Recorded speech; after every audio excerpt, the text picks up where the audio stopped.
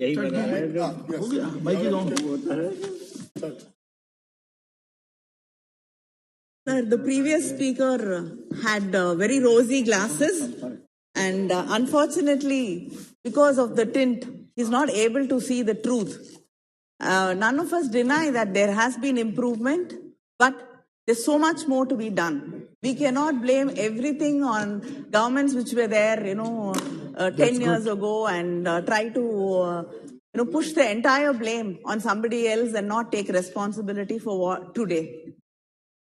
The infrastructure is always built by the government in all major economies, and today when we talk about the economic survey, it says that if we invest 1 rupee in the railway, it generates 5 rupees in the economy. This is a clear advantage in investing public money in the railway infrastructure. Yet the union government has been neglecting the railway sector time and again. And the railway budget is primarily funded from 3 different sources: budgetary support by the union government, the extra budgetary resources, and its own internal resources. But the budgetary estimate for 22-23 is 2.45 lakh crores. And the budgetary estimate for the previous year was 2 lakh crores. The budgetary estimate seems to have been escalated. But the revised estimates, while the actual expenditure is nowhere even matches with the revised estimate. The financial performance of the railways during the past 3 consecutive years revealed that even the reduced allocation at the RE stage could not be fully utilized. I'd like to know why.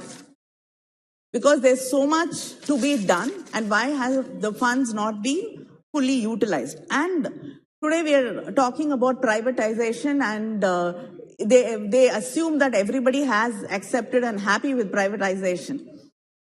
We have seen examples, even what happened to the Delhi metro to the airport, when the private player just abandoned because it was not profit making. They just abandoned, and then in the last minute the railways had to take it over and complete. And even when it was completed, there's a lot of faults over there, problems with the buildings over there. So this is what the private sectors are capable of doing. So we have to understand that and not think that the best thing to happen to the railways is to give it to the private organizations and move away from it.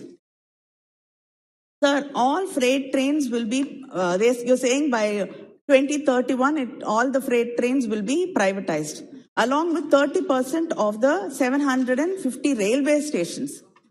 The profit-making coaches are the AC coaches, and you want to privatize that. Only the loss-making second-class passenger trains will be left with the railways. And interestingly, the private player just has to invest in running the trains.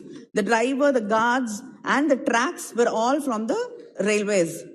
The railways will also maintain the station, while the bookings will be done by the Indian Railways Catering Tourism Corporation or the IRCTC. This means that the Indian Railways will only run loss-making passenger trains, while all the profit-making trains will be operated by the private sector.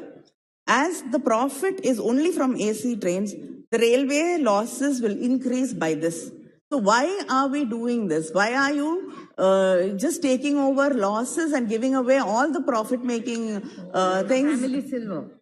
Yeah, exactly. You're just giving away the family silver to the private players, and we've seen what the private players do. They do not take up the responsibility when they do not see profits. They just abandon the project and leave. And the freight share of railways, you have may set out plans to achieve at least around 8,400 metric tons of freight movement by 2030. But today, it is only 26% of the total freight movement of the country which the railways are handling. So there's so much of gap there, and you're not even handling 50% of the freight within the country. So there's a huge gap which you have to build across. And the jobs in the railways, as I think Sureshji also, when he spoke here, mentioned about it. I'd like to add to that. There's so many vacancies. More than 2.65 lakh jobs are vacant in the Indian railways. You haven't been able to provide jobs for the youth in this country. At least in this sector, when there are vacancies, you can definitely fill that. And the language, South Indians don't get job opportunities these days in the railways. Yes, shame. It looks like there is a effort to keep us away from these jobs. And more than that, people who interact with the locals, with the passengers, have to know the language. Yes. We've actually had so many incidents where there could have been accidents because the person handling that does not understand the local language, does not speak the local language. You have to be sensitive to people's lives. You cannot play with people's lives. Sir, and accessibility of railway stations for the differently abled, it has so much more to ask for. You've been saying that you're more sensitive and it will be considered. But even the committee has recommended, the Parliamentary Standing Committee on Social Justice and Empowerment recently assessed the implementation of the scheme for the people with the disabilities. And they said there's so much lagging behind and they have to provide better facilities. And before 2 years, before the COVID, there were coaches for differently able people. But now, in quoting COVID as a reason, these coaches have been stopped. But, I think it is high time these coaches are restored and differently able people are allowed to use that. And even when there are special coaches, it is being used illegally by other people. And unfortunately, the differently able people do not have access to these coaches also. So that has to be taken into consideration.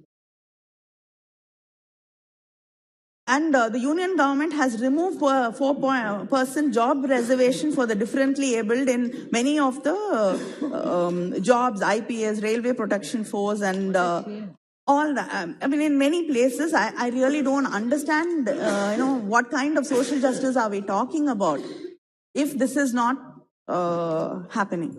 And railway electrification. You've said there will be 100% electrification by 2023, and that is next year. You've hardly reached 73%. So what plans do you have to achieve this 100% electrification?